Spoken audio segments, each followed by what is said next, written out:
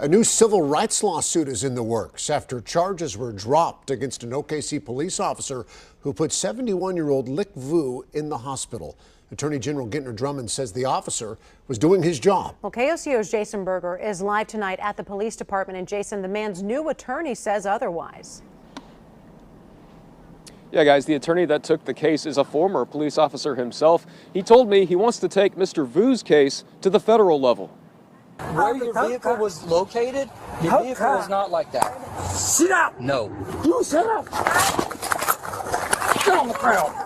You've talked to Mr. Vu, I'm sure his wife, his family. What does his recovery look like right now with all of his injuries? I've been told that he's been able to get out of bed for very short periods of time and move around, but other than that, he's bedridden. Pennsylvania attorney Devin M. Jacob is taking up the case of 71-year-old Lick Vu and plans to file a civil rights lawsuit on his behalf. As a former police officer, I can certainly say that the force used is excessive. It was not objectively reasonable based on the circumstances then confronting the police officer. The attorney told me what he's heard from the Vu family. Suffered a brain bleed. He was rendered unconscious. He suffered a broken neck, a broken bone in his eye.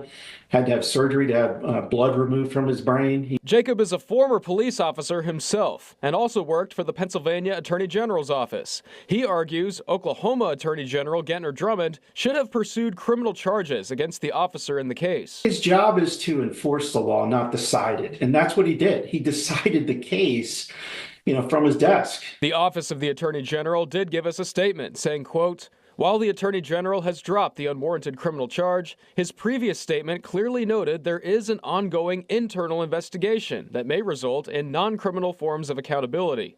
Those decisions ultimately will be made by the Oklahoma City Police Department leaders and their superiors." Jacob says he wants to look into the case further. Was there a policy or training deficiency that was the moving force that caused the officer to act in this way?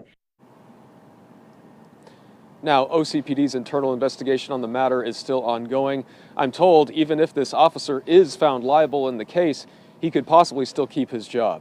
In Oklahoma City, Jason Berger, KOCO 5 News.